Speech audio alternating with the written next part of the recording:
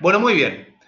En esta oportunidad vamos a ver la anteúltima clase de Doppler, ¿sí? Vamos a ver la parte de insuficiencia venosa profunda y trombosis venosa profunda, un estudio que tienen que aprender a hacer desde chiquitos, porque es el diagnóstico diferencial de la celulitis que cae por guardia, y muchas veces a nosotros nos piden los radiólogos que vayamos a definir conducta, porque claro, la celulitis se va a su casa y la trombosis venosa profunda se interna, ¿sí?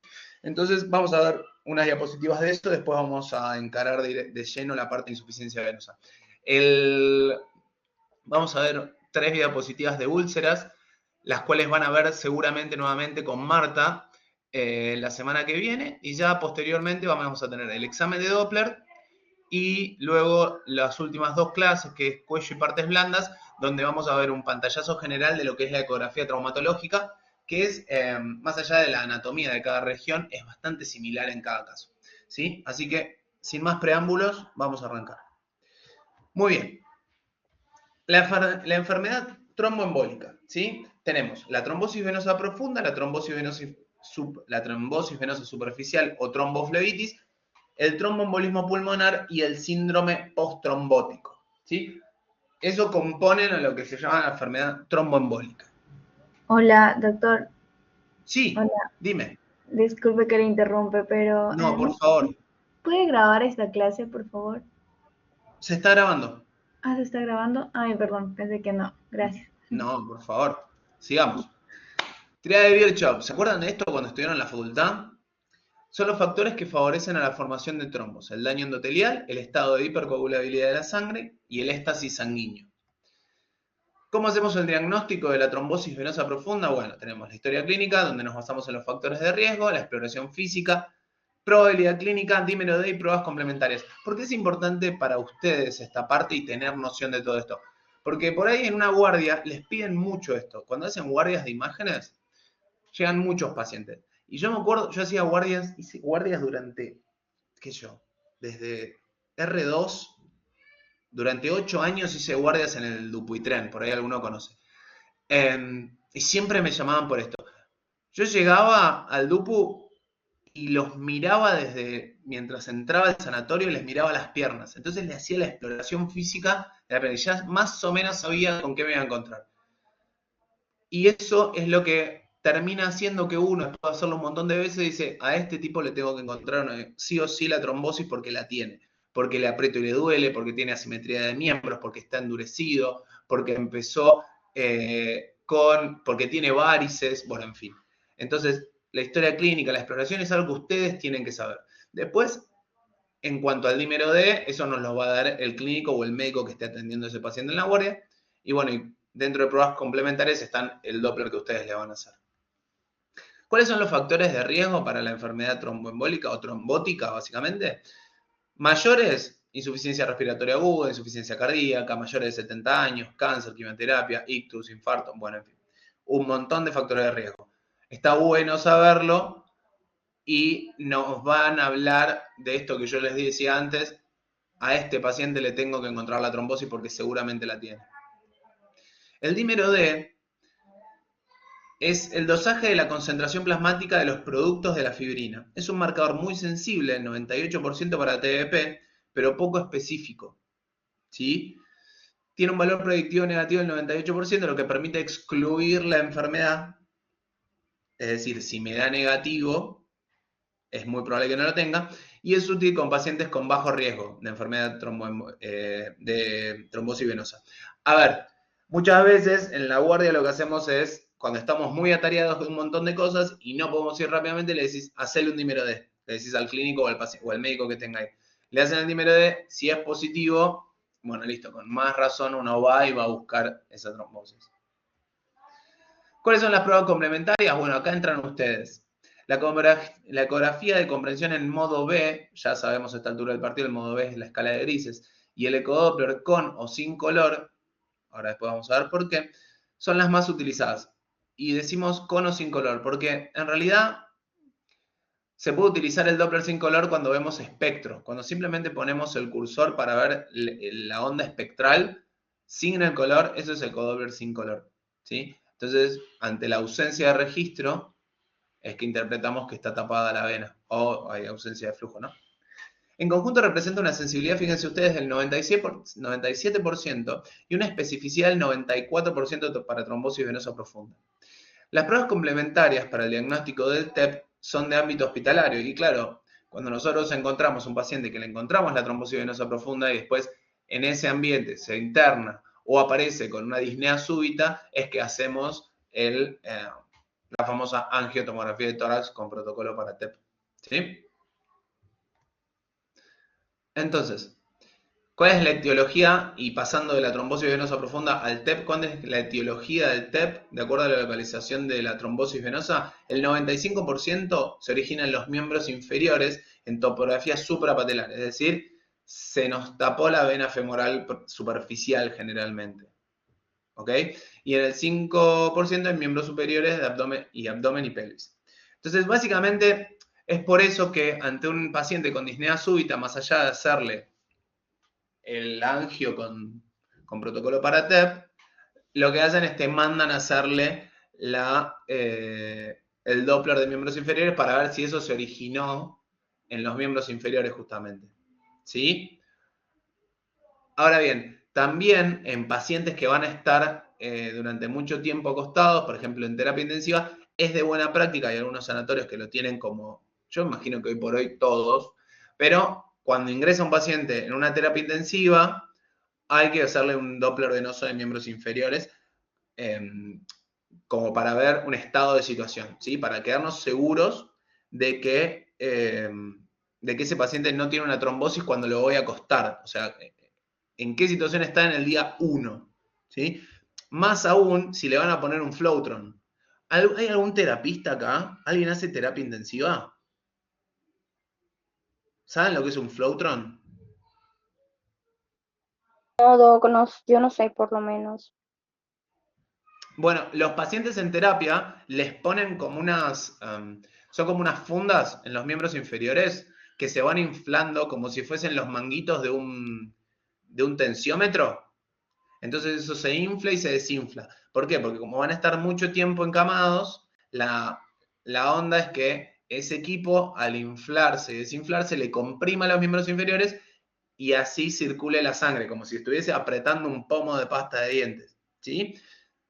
Entonces, imagínense ustedes que le van a poner un dispositivo a esos pacientes, que es como, imagínense unos pantalones, ¿sí? Le van a poner un dispositivo a esos pacientes para que le vaya masajeando las piernas durante su estadía en terapia intensiva. Imagínense que ese paciente cae y antes de poner el Flowtron, ustedes no le hacen el Doppler de miembros inferiores y el tipo tenía una trombosis venosa. Lo que van a hacer es van a masajear un trombo hasta desprenderlo y ustedes mismos generarle el TEP. ¿Se entiende? Entonces es por eso que ni bien día 1 en terapia intensiva se tiene que hacer un Doppler venoso de miembros inferiores y más aún si le voy a poner uno de estos dispositivos para masajearle los miembros inferiores y que no haga trombosis. Muy bien, ¿cuál es la sintomatología? ¿Qué es lo que ustedes van a ver ni bien lleguen a atender ese paciente o que te lo manda el clínico diciendo, no, tiene una trombosis? Tienen edemas dolorosos, hay cianosis y empastamiento muscular. Hay signo de Homans, que es el dolor en la pantorrilla cuando se hace dorsiflexión del pie. O sea, le piden que levante la punta de los dedos, ¿sí? Y le duele la pantorrilla. Y el Bancroft es el que ustedes agarran y además de ver la simetría de los miembros, le aprietan el gemelo y le duele la pantorrilla. ¿Sí? Esos son todos hallazgos clínicos de trombosis venosa.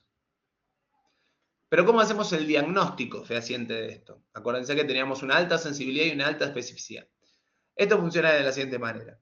Tenemos imágenes en modo B, que es escala de grises, donde vemos distensión de la vena, material ecogénico en su luz. Fíjense ustedes, acá también, ¿sí? Como no es totalmente anecoico como uno pretendería que fuese una estructura llena de líquido, ecogenicidad variable del trombo, falta de compresibilidad. Acá, fíjense ustedes, esta imagen ahora lo vamos a ver en un videito, pero ven, estas son dos imágenes del mismo sector. Cuando ustedes comprimen ¿sí? Esto es, para que se den una idea, fíjense la imagen de arriba. Esto es la arteria y esta es la vena, ¿sí? La vena con este trombo en la luz. Acá el colega lo que está tratando de representar es que sin comprimir, fíjense ustedes que tanto la vena como la arteria que está al lado están obviamente dilatadas, por así decirlo, o sea, no están colapsadas. Cuando yo voy y hago la compresión, fíjense que lógicamente las arterias no se van a colapsar porque tienen pared, pero la vena no está colapsándose. La vena debería colapsarse porque no tiene pared muscular. Entonces, ante la compresión, si yo les hiciera un Doppler venoso a ustedes para determinar trombosis, sus venas colapsan. Me juego la matrícula, ¿sí? Ahora, ante una trombosis venosa, cuando yo genero la compresión, no colapsa. ¿Por qué? Porque lógicamente está ocupada. Entonces, cuando vayan al práctico mañana, los que tengan práctico, pídanle al médico que está a cargo que les muestre cómo se ve la compresión de una vena normal, ¿sí? Y le digo un paciente normal porque generalmente en DSI, pacientes con TBP es muy difícil encontrar porque estos son pacientes que vienen a la guardia. Entonces, fíjense ustedes. Esto es un video, ¿ven? Miren. Acá lo que se hace es, este esquema, ¿ven? Tenemos la vena arriba y la arteria abajo. Fíjense, en un primer tiempo, sin comprimir, tanto la vena como la arteria no colapsan. Cuando comprimo, colapsa la vena, pero no la arteria. Bueno, acá pasa lo mismo. Fíjense, esta es la arteria, acá ven una arteria femoral superficial y femoral profunda, y vemos la vena femoral superficial abajo, acá en longi, donde, acá en este caso, el cursor lo están poniendo en la arteria, y cuando luego lo pongan en la vena, se va a ver el flujo fásico, respiratorio y demás. Cuando volvamos al axial, van a ver bien el tema de la compresión. Pero bueno, acá vemos la arteria femoral superficial y por debajo la vena femoral superficial. Fíjense ustedes acá en un corte axial, cómo la vena está colapsada, la aprieta. Este video lo hizo Marta hace un montón de años.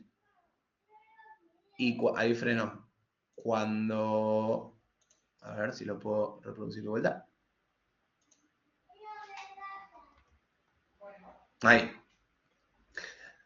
Fíjense, arteria y vena en axial. Cuando la comprimo, la vena colapsa. Cuando tengo una trombosis, no solo no voy a ver el relleno de color, sino que a su vez no va a colapsar, ¿sí? Entonces, buscamos cómo es la técnica de la compresibilidad, buscar la compresión, buscar con la compresión el colapso de la vena para demostrar la permeabilidad de la misma.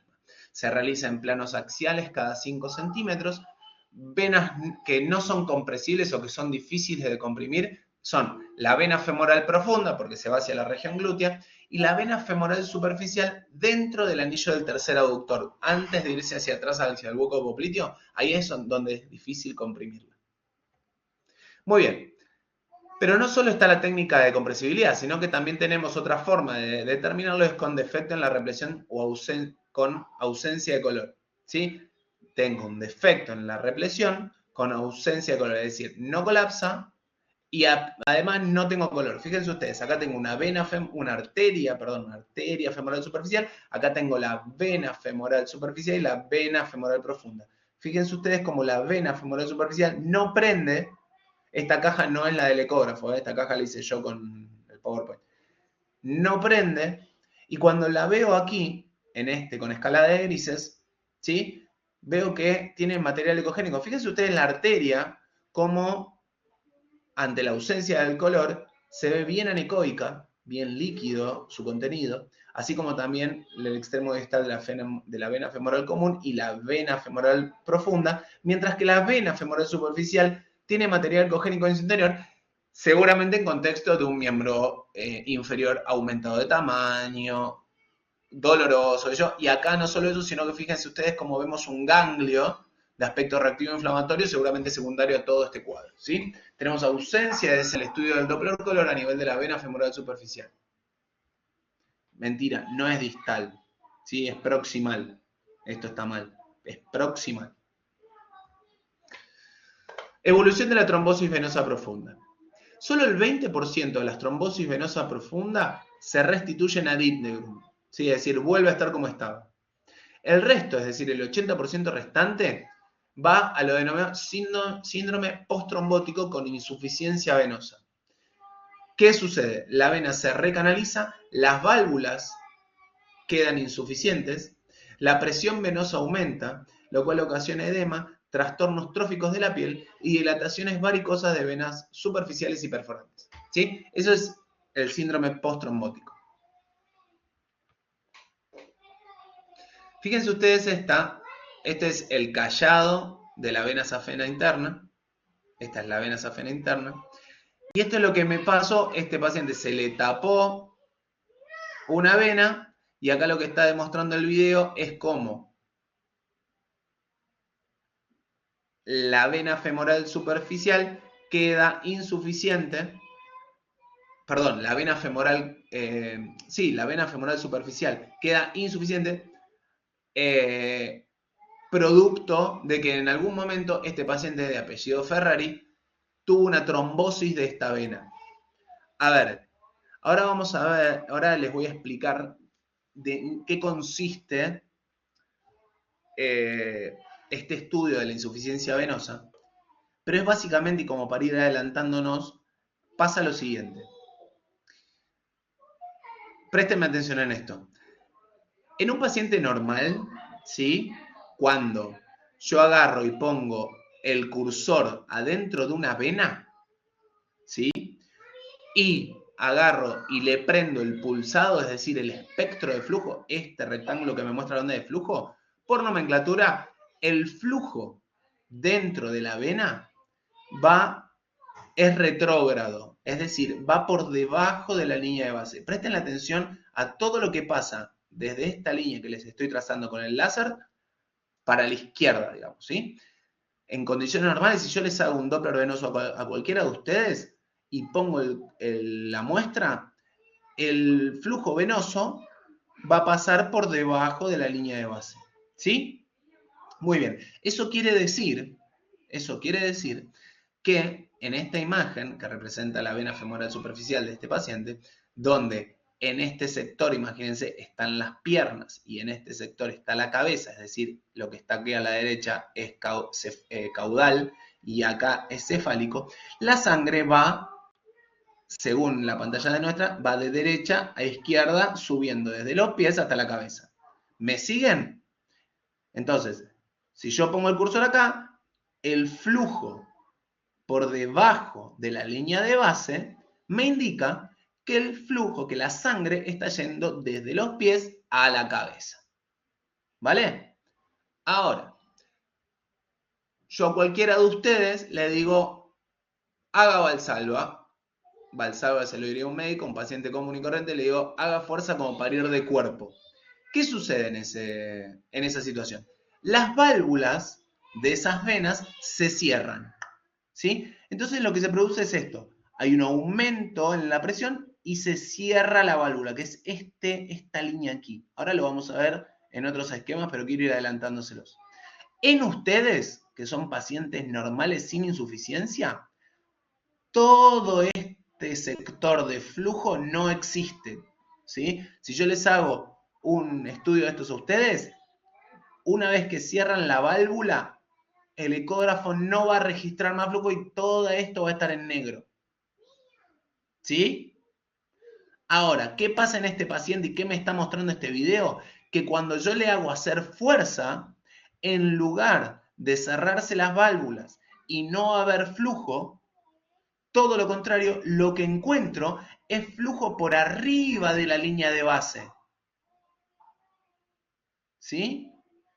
Entonces, si yo les dije antes que en condiciones normales el flujo en la vena que va desde los pies hasta la cabeza se me marca por debajo de la línea de base, y yo ahora les estoy mostrando un paciente que cuando lo mando a cerrar las válvulas, las intenta cerrar, y muy por el contrario, en lugar de no haber flujo, aparece flujo arriba de la línea de base, ¿qué está sugiriendo este estudio? ¿Qué le pasa a este paciente?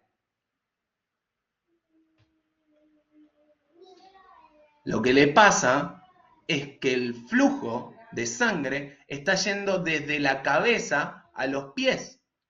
Es decir, hay reflujo a través de esas válvulas insuficientes. ¿Se entiende lo que estoy diciendo? Ahora lo vamos a ver con otros esquemas. Esperen, vamos a ver el video de vuelta. Miren. Ahí pongo, luego hacer fuerza, no corta. No corta, no corta, no corta. Pongo el cursor, veo el flujo. Haga fuerza, debería cortar ahí, pero no. Va toda la sangre para el otro lado. ¿Sí? Está insuficiente. Morfología ecográfica de la trombosis venosa crónica. ¿Qué podemos encontrar? La vena de poco calibre y paredes engrosadas. Venas de poco calibre y ocluidas. Pequeños trayectos venosos en la ubicación esperada para una vena. ¿Sí? Y ecos lineales endoluminales o, en algunos casos, venas de apariencias normales. ¿Sí? Pero básicamente lo principal, lo que podemos encontrar en la mayoría de cosas son venas de poco calibre con paredes engrosadas. La trombosis venosa superficial, o sea, los hallazgos son iguales que la venosa profunda, pero la superficial se resuelve en la casa. ¿Sí? Lo que vamos a tener al ser el sistema venoso superficial es que la vena va a estar palpable. Vamos a tener dolor en el recorrido del vaso afectado, edema a veces, eritema, edema y engrosamiento del tejido celular subcutáneo es la famosa tromboflebitis. ¿Dónde vemos estos pacientes? Cuando ustedes hagan guardias y los manden a terapia. A ver, el típico paciente en terapia con fiebre de origen desconocido y le piden un Doppler de los sitios de venopunción. ¿Sí? No le encuentran foco y entonces lo mandan a ustedes a ver si no tiene una tromboflebitis en algún lugar donde le hayan puesto una venoclisis. ¿Sí? O en pacientes que le hayan sacado sangre o que hayan estado internados y que hayan tenido algún acceso venoso, generalmente en la cefálica o en la basílica, ahí es donde viene el paciente y además le van a sentir el cordón de la vena superficial que está tapado, ya sea la cefálica o la basílica. Muy bien, ¿dudas, preguntas, inquietudes de trombosis venosa profunda? Ese lo tienen que saber para la vida diaria, ¿eh? Yo se los enseño a los médicos en los hospitales donde trabajo, sea de la hospitalidad que sea. Bueno, muy bien. Vamos con la insuficiencia venosa. Este es el Doppler que menos me gusta hacer en la historia de los Doppler que hago. Muy bien. Anomalía del sistema circulatorio caracterizada por una disminución del retorno venoso al corazón, al pulmón y al corazón, refleja una incapacidad en el bombeo venoso que se traduce en un éxtasis de sangre venosa en los miembros inferiores. Puede estar confinada al sistema superficial, al profundo o a ambos. Sistema venoso. Tenemos un sistema venoso superficial, un sistema venoso profundo y un perforante que los vincula. ¿Sí? ¿Cuáles son las causas de insuficiencia venosa superficial? Bueno, muy bien. Tenemos primarias y secundarias. La primaria es una insuficiencia valvular primaria. O sea, todos saben que la sangre va desde la punta de los dedos del pie hasta los pulmones y el corazón en contra de la gravedad con un sistema de válvulas, ¿no? Como la bomba de nafta de un coche o sacar agua de un pozo, ¿sí? Necesito válvulas que lo tiren para arriba. Entonces, la insuficiencia primaria se produce principalmente por insuficiencias valvulares, no idiopáticas, pero son primarias, simplemente están insuficientes. Acá hay trastornos hereditarios, mi mamá tuvo varices, mi abuela tenía varices, esos pacientes. Agenesis valvular, es decir, que no existan esas válvulas, malformaciones valvulares o fístulas arteriovenosas. Básicamente lo que sucede es que las válvulas no funcionan y la sangre se junta para abajo y empezamos con estos terrenos varicosos que parecen gusanos. Entonces, fíjense ustedes, este video es muy bonito, cómo se ve la valva posterior y la valva anterior de la vena. ¿Sí? Entonces, acá lo hago hacer fuerza, ¡ploc! Y corta. Hay un jet de sangre que va para allá, es por una incapacidad de esta vena de poder cerrar. Fíjense, intenta cerrar y hay un jet de sangre que vuelve para atrás. ¿Ven? ¿Este? Bueno, eso es una insuficiencia venosa primaria por una insuficiencia valvular idiopática. Pero las más frecuentes son secundarias, que son por hipertensión, por sobrecargo e hipertensión venosa, ¿no? Tenemos embarazos a repetición, sedentarismo, ortotismo prolongado, profesional. Esos son...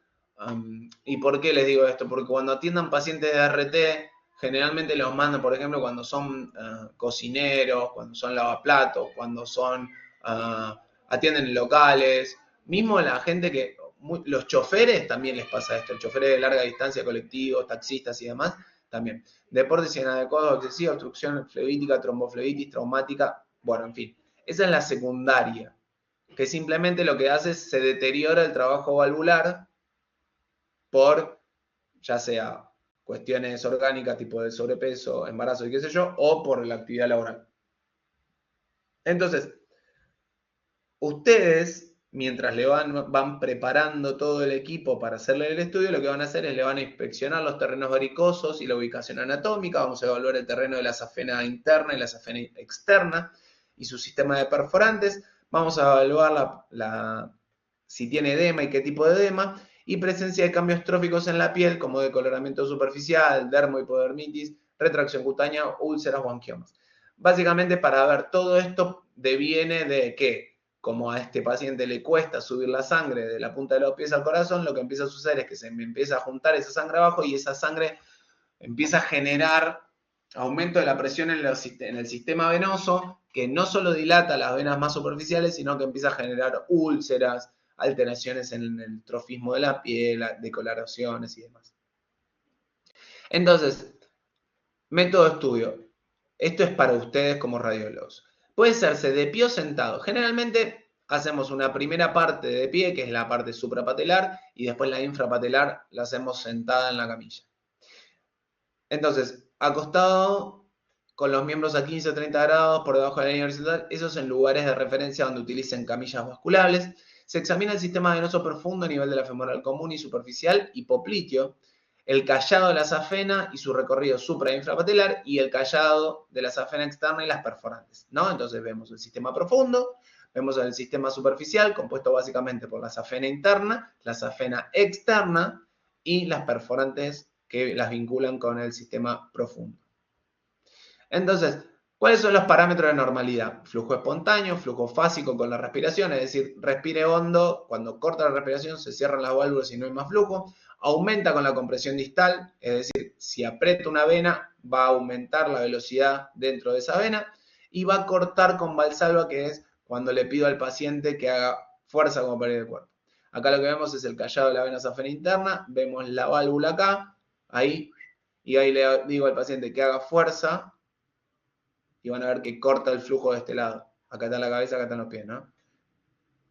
Ah, bueno, cortó el video. Bueno, en fin, cuando al paciente se le pide que haga Valsalva, la válvula se cierra, entonces voy a dejar de tener flujo de este lado de la válvula, ¿sí? Y así me doy cuenta de que está normal. ¿Cuáles son los parámetros de normalidad? Bueno, tenemos dos momentos de la evaluación. Una evaluación suprapatelar y una evaluación infrapatelar. La evaluación suprapatelar, fíjense ustedes, el quid de la cuestión está en estos cuadraditos. Este cuadradito normal, fíjense, ¿se acuerdan que yo les dije que el flujo venoso por nomenclatura lo tenemos por debajo de la línea de base, ¿sí? Viene por aquí. Le digo al paciente, haga fuerza como pared de cuerpo, corta, no tengo flujo porque se cierran las válvulas, y cuando suelta, sigue su misma dirección. Eso es lo que pasa en cualquiera de ustedes. Ahora, cuando tengo insuficiencia venosa, lo que voy a tener es reflujo, es decir, sangre que va, en vez de ir desde los pies a la cabeza, va desde la cabeza hasta los pies, al revés. Y por ende se va a manifestar por arriba de la línea de base. ¿Y cuándo va a pasar eso? Mientras que le digo que haga Valsalva. Entonces vengo por abajo de la línea de base, todo bien, le digo, haga fuerza como pared de cuerpo, y en vez de desaparecer el flujo como sucede aquí, tengo flujo por arriba de la línea de base. Entonces eso quiere decir que hay sangre que está yendo de la cabeza a los pies. Cuando le digo que corte, vuelve a su dirección normal. Eso es suprapatelar. Pero como infrapatelar la Valsalva no funciona, lo que hago es le aprieto el gemelo, ¿no? Entonces lo que hago es pongo el transductor en el callado de la safena externa, cuando se va a enchufar en la poplitea, y en condiciones normales, en cualquiera de ustedes, lo que pasa es, lógicamente, como dijimos anteriormente, el flujo por debajo de la línea de base normal, aprieto y al apretar, imagínense esta mano y que esto fuese un pomo de pasta de diente, cuando aprieto, ¡fum!, sale con mayor velocidad en la dirección que corresponde. ¿Sí? Entonces, fíjense ustedes, como en este esquema lo que veo es flujo, flujo, en la misma dirección en la que corresponde a mayor velocidad. ¿Sí? Va más rápido. Y cuando vuelvo, cuando suelto, vuelve a su situación normal. ¿Qué pasa en el paciente con insuficiencia de la safena externa, es decir, infrapatelar? Cuando aprieto, sube la sangre. Pero cuando suelto, me vuelve para atrás. Entonces el reflujo aparece cuando suelto el gemelo. Y me aparece, lógicamente, por arriba de la línea de base. Muchas veces lo que ustedes van a poder ver es que apretamos y aparece flujo a alta velocidad por un lado y por el otro, por eso sale para los dos lados. Pero el reflujo propiamente dicho se debe manifestar cuando suelto la pantorrilla. Muy bien. La insuficiencia venosa superficial empieza evaluándose en modo B, como dijimos. Luego le agregamos el Doppler color y el análisis espectral. Entonces, fíjense ustedes, en modo B, carga de insuficiencia, lo que vemos son varices subcutáneas, dilataciones de venas superficiales, flujo de ida y vuelta. Fíjense esta vena, como lo ven. Esto se llama ecogenicidad sanguínea espontánea, es decir, en modo B veo la sangre cuando en realidad se debería ver totalmente anecoico. Entonces, ¿ven cómo el flujo va y viene? ¿Sí? Entonces, lo que tenemos es un aumento del diámetro. Esto, o sea, sin tener que hacer ninguna prueba, puedo determinar que esta vena está insuficiente. Veámoslo de vuelta. ¿Ven el flujo de ida y de vuelta? Acá. Entonces, eso es típico de la insuficiencia venosa. Fíjense ustedes aquí cómo estas válvulas quieren cerrarse y el jet se mantiene. Y acá como tengo el flujo de ida y vuelta espontáneo, ¿ven? Acá tenemos de vuelta, ¿ven? Haga fuerza y sigue habiendo pérdida por acá. Y acá, flujo espontáneo, ecogenicidad sanguínea espontánea. Relación diámetro-reflujo. Esta es la regla de 3 en 3. Es lo primero que les enseño a los residentes cuando empezamos a hacer este estudio. La vena safena interna debe medir 12 hasta 12 milímetros en su callado, 9 milímetros en el tercio proximal, 6 milímetros en el tercio medio y 3 milímetros en el diámetro distal, en el segmento distal. Eso, o sea, ustedes, eso antes de poner cualquier Doppler, cualquier color, cualquier lo que fuese, en modo B, lo pueden ver. O sea, si ustedes ya de movida, además de la inspección que le hicieron, que tiene terrenos varicosos, agarran, van y le miden el callado y el callado ya les da 20, bueno, vayan y encuéntrenle el reflujo porque lo va a tener. En cuanto al Doppler color, permite determinar el grado de insuficiencia a partir de la cuantificación del reflujo. Facilita los exámenes de afluentes, el análisis espectral demuestra con compresión proximal dos señales, anterograda y retrógrada. Puede medirse el reflujo y valorar el grado de severidad y se considera que es positivo el reflujo cuando mide más de 0,5 segundos en el sistema superficial o 1 segundo en el sistema profundo, y un reflujo mayor de 4 segundos o espontáneo se considera insuficiencia severa. ¿Qué es esto, chicos y chicas? ¿Vieron eso que yo les mostraba que era el reflujo? Todo esto, bueno, acá está invertido, en realidad me está mostrando al revés, o sea, es bastante... Vieron que cuando yo les decía que cuando lo hago hacer Valsalva debe cortar el flujo, ¿sí? Acá está invertido, acá me está mostrando el flujo venoso normal por arriba de la línea de base. ¿Ven que acá dice invert? Bueno, es porque este colega está usando los parámetros al revés. Por eso es que el flujo normal lo están viendo por arriba de la línea de base. Cuando lo manda a hacer Valsalva, todo el reflujo aparece por abajo de la línea y cuando suelta vuelve arriba. Pero porque está invertido.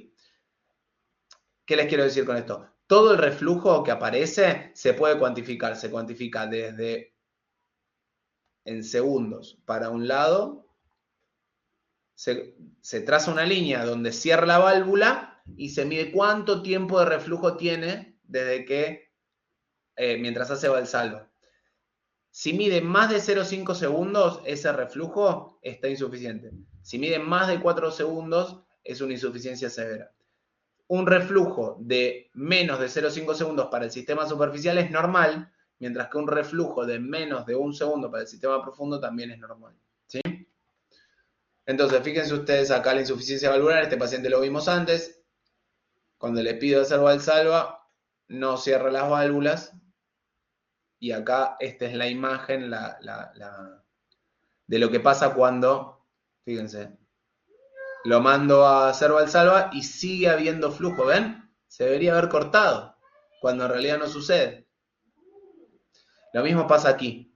Acá vemos la ecogenia sanguínea espontánea. Acá están las válvulas insuficientes y sigue habiendo flujo. Y fíjense ustedes, en este, acá lo van a ver, viene todo por abajo de la línea de base y cuando lo mando a hacer Valsalva, todo por arriba me aparece, el reflujo. ¿Sí?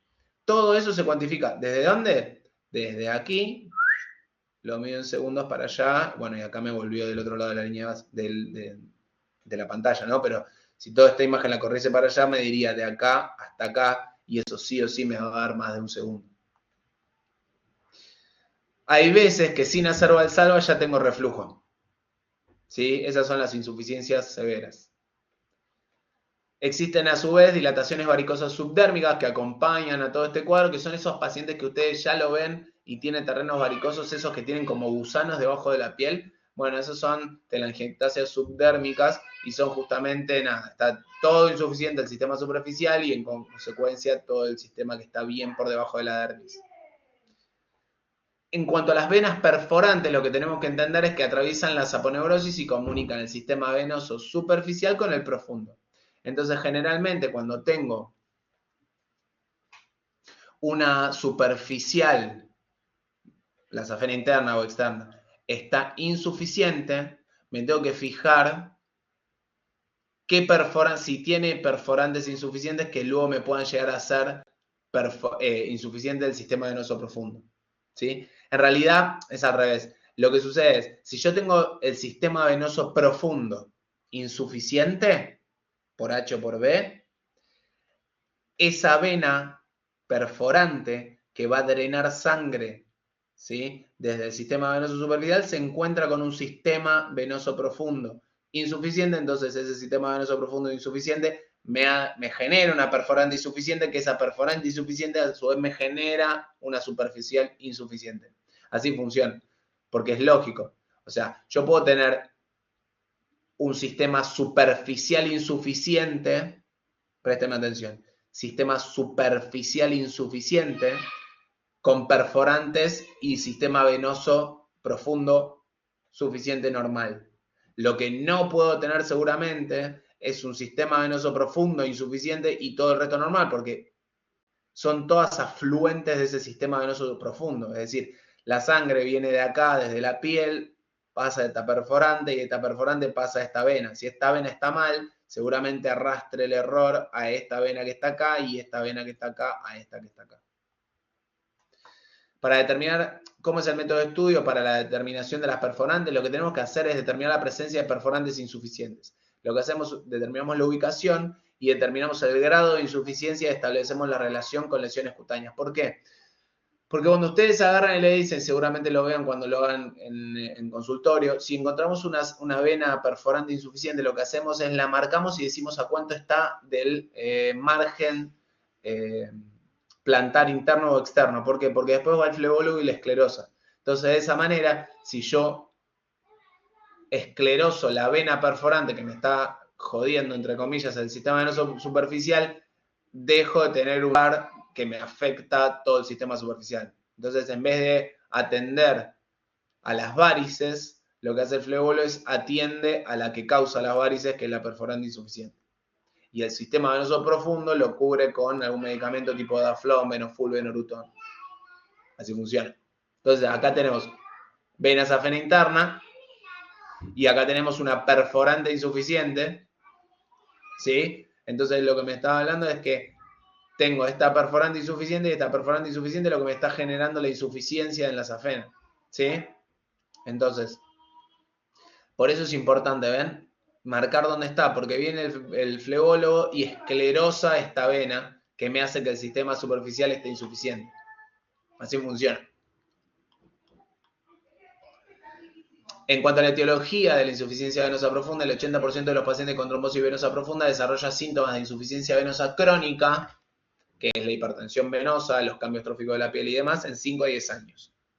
El diagnóstico y tratamiento precoz de una TBP disminuye el desarrollo de una insuficiencia. ¿Por qué? Porque se acuerdan que todos aquellos pacientes que han tenido TBP después terminan teniendo una insuficiencia venosa secundaria a la TBP que padecieron en algún momento. Y fíjense cómo es un círculo vicioso, porque el paciente con insuficiencia venosa tiene mayor predisposición a TBP. Y una vez que se mandan la TBP, peor queda la vena y me genera insuficiencia secundaria.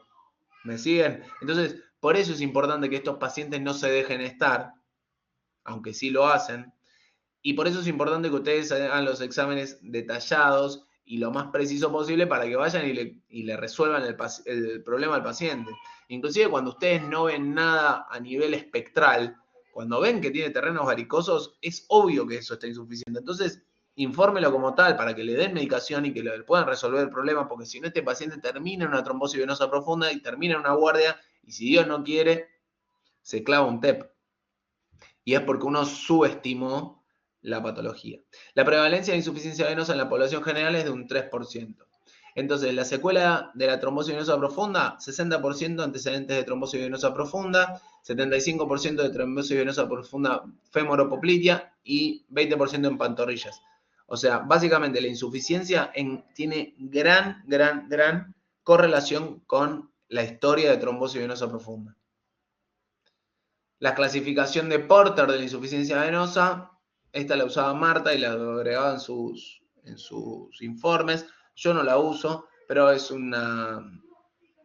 Marta es, además de ser especialista en diagnóstico por imágenes, ella era médica clínica, entonces tiene todos los informes de ella tienen como un basamento clínico y por eso ella usaba la clasificación esta además de la ecográfica. Criterios y técnicas para cuantificar el reflujo, lo que les había dicho. Esto es en el sistema venoso profundo, ¿sí?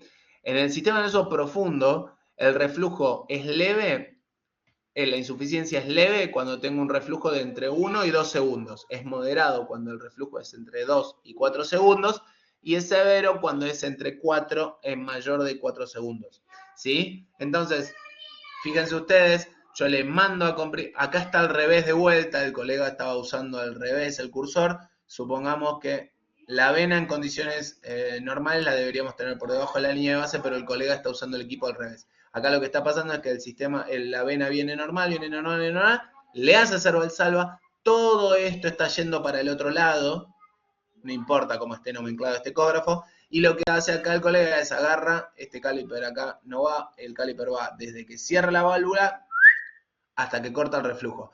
Y eso se cuantifica, y se cuantifica en segundos, en este caso debe estar por acá, 0, dice 0,31 segundos, pero porque le marcó solo esto, pero en realidad es mucho más, ¿sí? Es de acá hasta acá. Esto tiene más de un segundo, seguro, está con 3 segundos, eso es moderado severo. Muy bien, para ir concluyendo, hablamos de las úlceras, esto mismo le va a hablar Marta, pero bueno, para que ustedes tengan una idea, porque en estos pacientes también vamos a encontrar úlceras, son lesiones cutáneas espontáneas o secundarias que se localizan en la pierna o pie y que no presentan signos clínicos de curación mediante un proceso fisiológico denominado cicatrización por primera intención. Esa es la definición de úlcera. Las úlceras venosas, que es la que ustedes se van a encontrar en estos pacientes, son consideradas la fase terminal de las alteraciones cutáneas inducidas por la hipertensión venosa. Es decir, ustedes tienen todo un sistema venoso, la sangre de los pies a la cabeza. Entonces, ¿qué empieza a pasar? Se nos junta la sangre abajo. Además, laburo de cajero en un supermercado, estoy todo el día parado y la sangre se junta. Las enfermeras tienen mucho este tipo de patología. Y entonces eso empieza a aumentar la presión adentro de las venas La presión dentro de las venas empieza a generar cambios tróficos, más allá de las dilataciones varicosas que ustedes ya vieron, generan cambios tróficos en la piel y eso se lleva a su límite con la úlcera. El 75% a 80% de las úlceras de los miembros inferiores son de etiología venosa. Hipodermitis, induración de la piel, atrofia blanca y el 90% se produce en la cara interna de la pierna, zona supramalleolar interna y externa del pie. Es oval, con el diámetro longitudinal mayor al transversal, eso es una diferencia con la úlcera arterial. Son poco dolorosas, y con los bordes elevados. Estas son características típicas de la venosa que no son de la arterial. El dolor mejora cuando se levanta el miembro. ¿Y por qué mejora el dolor cuando se levanta el miembro? Porque lógicamente lo estoy ayudando a la sangre a recorrer la vena, ¿sí? Y llegar a los pulmones y al corazón. ¿Me siguen? Es plomería. ¿Cómo se imaginan que mejora el dolor en el paciente que tiene estenosis arteriales? Marta les va a preguntar la semana que viene. Si el venoso mejora cuando levanto el miembro, el arterial, ¿cuándo mejora el dolor? Alguien que me dé. ¿De pie el paciente? Claro, cuando bajo la pierna. Por eso ustedes agarran y tienen la ecografía es fabulosa porque le pueden preguntar al paciente, a diferencia de cualquier otra modalidad. Agarra al paciente, te lo mandan por un Doppler venoso, porque el médico no tiene ni idea de por qué le duele la pierna, y ustedes antes de apoyar el transductor y setear el ecógrafo en venoso o en arterial, le preguntan, ¿y ese dolor en la pierna que usted siente, mejora cuando levanta la pata o cuando baja la pata? Y el tipo agarra y te dice, no, a vos te lo mandaron para hacerle un Doppler de trombosis, ¿no? Porque al médico le importó Treveline, porque lo trató al paciente como un número más. Entonces le mandó un Doppler venoso. Pero el tipo vos agarrás y como vos ya tuviste esta clase y como sos un tipo dedicado y que yo, vos le preguntás, pero el dolor que usted siente en la pierna, señor, señora, le duele más, afloja el dolor. ¿Cuando levanta la pierna o cuando baja la pierna? Y él te dice, no, querido, me afloja, estoy durmiendo, se me acalambra la pierna, pero cuando bajo la pierna y toco el piso, me afloja. Ese es el relato, todos dicen lo mismo. Entonces vos, que ya me escuchaste a mí, vas a decir, no, pero este tipo no tiene una trombosis venosa profunda, porque además tampoco tiene cambio de calibre de una pierna y otra, tampoco tiene varices. Entonces, ¿qué le haces? Le haces un Doppler arterial y seguramente lo que tenga es algún grado de estenosis en alguna arteria. Y todo eso sin apoyar el transductor. ¿Sí? Por eso es importante que hablen con los pacientes, que hablen con los colegas y demás. La úlcera arterial o isquémica tiene ausencia de pulsos en el miembro afectado. Fíjense que las úlceras arteriales son también la última expresión de un problema arterial de índole estenótico. Índice tobillo braquial menor a 0,5, eso lo van a ver la clase que viene. Baja incidencia, es la más baja incidencia de todas las úlceras. Son secundarios a isquemias crónicas por aterosclerosis, se localizan en el pie, dorso del antepié, superficies maleolares y talón. Son de muy pequeño tamaño a diferencia de las otras, los bordes son planos a diferencia de las otras y a menudo hiperémicos. Las otras eran blancas. El dolor es constante y aumenta con el decúbito y solo afloja cuando bajan el miembro. Y por último, la neuropática o diabética son las que son indoloras, los bordes son sobrelevados y se localizan lógicamente en los puntos de apoyo, son los pacientes diabéticos a quienes no solo se le tapó. ¿Por qué se producen estas úlceras? ¿Y por qué no les duelen? Porque lo que hacen los estados hiperglucemiantes es obstruyen vasos de muy pequeño calibre. Obstruyen la vasa vasorum y la vasa nervorum. ¿Se acuerdan de esos? La vasa nervorum es los capilares que irrigan a los nervios. Entonces, cuando se me tapa la vasa nervorum, esos lugares donde se me han tapado esos nervios dejan de sentir esos nervios. Entonces, por eso el paciente se lastima y no le duele. ¿Y después qué pasa? Tapan la vasa vasorum. Entonces, no llegan los mediadores de la inflamación y de la cicatrización. Entonces, por eso las úlceras diabéticas son tan jodidas. ¿Por qué? Porque el paciente se lastima y no solo no siente cuando se lastima, sino que los mediadores de la cicatrización no llegan y tampoco llegan los antibióticos. Entonces, por eso el pie diabético es tan jodido de tratar. ¿Sí? Las úlceras hipertensivas afectan a personas con historia clínica evolucionada de hipertensión arterial diastólica. Bueno, no me importa. En fin, conclusiones de esta clase. Resulta de suma importancia conocer los factores de riesgo, tanto para la enfermedad aterosclerótica como para la insuficiencia venosa y trombosis venosa, a fin de poder predecir los hallazgos imagenológicos. Todo empieza a partir de 3 o 4 preguntas que ustedes les hagan al paciente. ¿Dónde le duele? ¿Cómo le duele? Aumenta, ¿se le hinchan las piernas? ¿No se le hinchan las piernas? ¿Duele cuando baja la pata o duele cuando sube la pata? ¿Duele caminando o duele en reposo? A partir de ahí es que ustedes ya van a saber si es arterial o venoso el problema y si es venoso, superficial o profundo, sin apoyar al traductor. El Doppler es el método de diagnóstico de elección para el diagnóstico y su seguimiento de estenosis arteriales y trombosis venosas, de su evolución. Esta era una conclusión que estaba cuando esta clase tenía las dos partes. Los hallazgos de la evaluación física del paciente, ¿sí?, serán directamente vinculados a los hallazgos imagenológicos, habiendo realizado el estudio, razón por la cual debemos conocerlo. Muchas gracias. En fin, dudas, preguntas, inquietudes.